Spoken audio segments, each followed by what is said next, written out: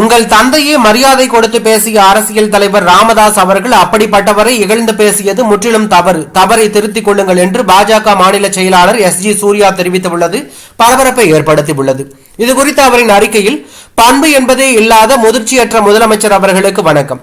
பங்களாவில் பகட்டு வாழ்க்கை வாழ்ந்து அங்கு அனுபவித்த அந்த சொகுசோடு முதலமைச்சர் பதவியை பிடித்த MK ஸ்டாலின் அவர்களுக்கு வணக்கம். இந்த விஷயத்தில் உங்களை விட எனக்கு வயது குறைவு என்றாலும் நீங்கள் இன்று நடந்து கொண்ட விதத்தை வைத்து பார்க்கும்போது நிச்சயம் உங்களுக்கு நான் இதனை சொல்லி பாடம் எடுக்கலாம்.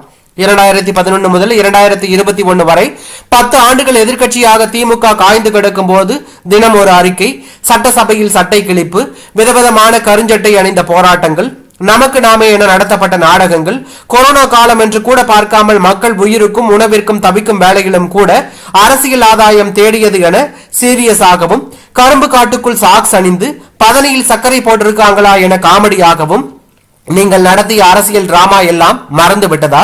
இன்றைய பத்திரிகையாளர் சந்திப்பின் போது தமிழக அரசியல் சூழலில் தற்போதைய மூத்த தலைவர் பாமக நிறுவனர் ஐயா ராமதாஸ் அறிக்கையை பற்றி பத்திரிகையாளர்கள் கேட்கும் போது அவர் தினமும் அறிக்கை விடுகிறார், அதற்கெல்லாம் பதில் சொல்ல வேண்டிய அவசியமில்லை என்று கூறியது முற்றிலும் தவறானது.